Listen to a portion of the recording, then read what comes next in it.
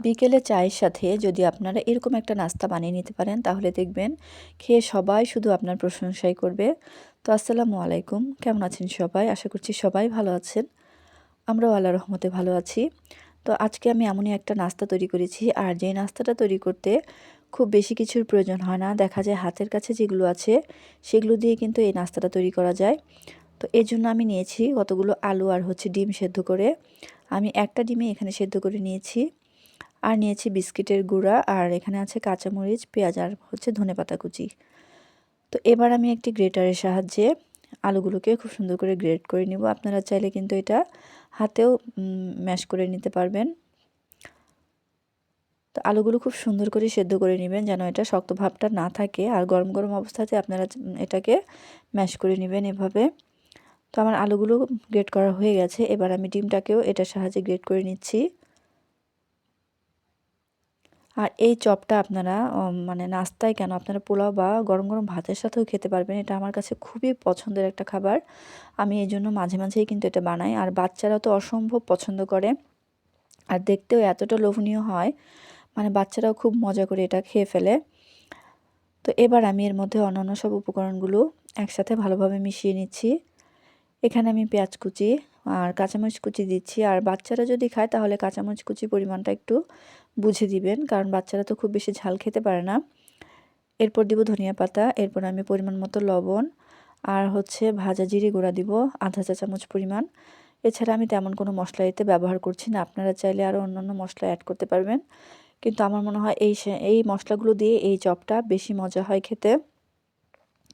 এরপর আমি এখানে দেড় টেবিল চামচ পরিমাণ বিস্কিটের গুঁড়া অ্যাড করে দিয়েছি, আর দিব খুবই সামান্য একটু হলুদের গুঁড়া। এরপর আমি এগুলো হাতে খুব সুন্দরভাবে মাখিয়ে নিব।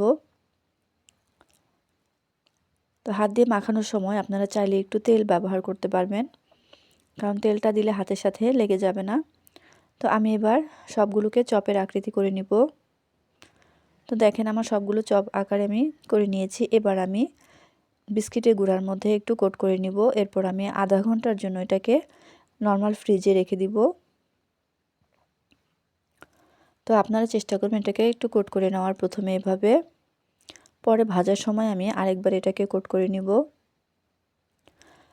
তো দেখেন আমার সবগুলো কোট করা হয়ে গেছে। এবার আমি এটাকে ফ্রিজে রেখে দিয়েছিলাম, আর বাকি যে বিস্কিটের গুঁড়াটা রয়েছে এটা আমি ভাজার সময় ব্যবহার করব। তো এবার আমি একটি কড়াইয়ে পরিমাণ মতো তেল দিয়ে নিয়েছি।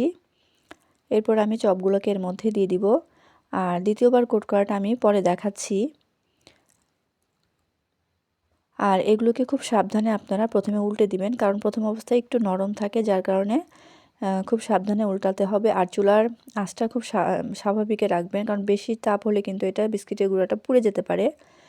তো দেখেন খুব সুন্দর করে বাদামি করে আমি এগুলোকে ভেজে নিব, আর এত সুন্দর মুচমুচে হয়, আপনারা এটা বানালেই বুঝতে পারবেন যে কতটা মুচমুচে, আর ভিতরে এতটা টেস্টি একটা খাবার, আপনারা না খেলে বুঝতে পারবেন না।